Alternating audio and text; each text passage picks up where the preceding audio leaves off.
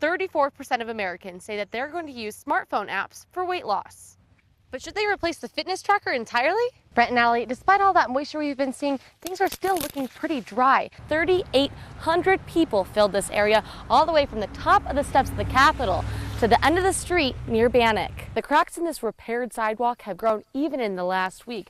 And now, you can see here, it's almost 4 inches wide, and experts say it's not going to stop anytime soon.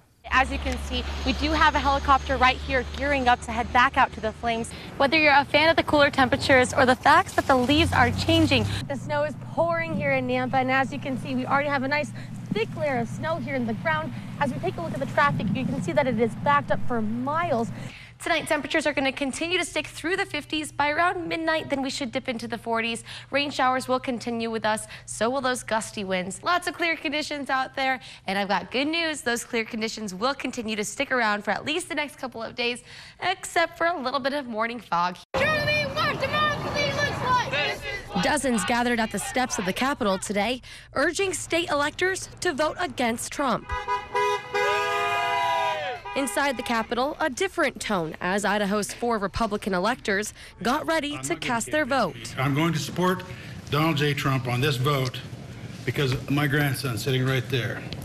Donald J. Trump is going to make this nation a better nation. Rod Beck, who chaired Trump's primary state campaign, was one of 2 replacement electors. The other was Skip Smicer, a lobbyist and former lawmaker. 2 of the original electors were replaced this morning because they are federal employees. Donald Trump. Donald Trump. The state's electors unanimously cast their votes for President-elect Trump and Vice President-elect Mike Pence. Shame on you! Shame, shame, shame! Electors nationwide have been asked to vote against Trump, but Idaho's stood by the state's popular vote. The very process that we went through at that table is what protects those people to disagree. And so it seemed like it was almost a dichotomy. January 6th, the certificate of vote will head to Washington, D.C., where Vice President Biden will read them on the House floor. As for Governor Butch-Otter, he could be joining the Trump administration himself as the U.S. Agriculture Secretary. This has gone on further than I did as Department of Interior. So I'm a little more excited about this, but understand if I don't get it. But I'd like to have it. Thousands will be heading to the Boise airport this week to spend Christmas with loved ones.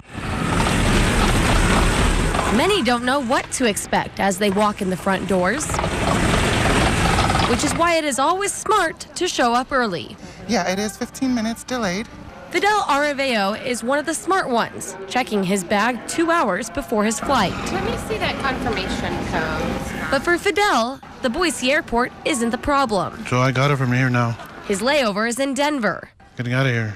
And the flight is delayed, so I have to wait if I get another flight there and figure out what to do from there. For hundreds of passengers, woes with Frontier Airlines have trapped them at DIA for days. I just want to apologize for all of the problems this has caused you. But here at the Boise airport, lines are short, for now.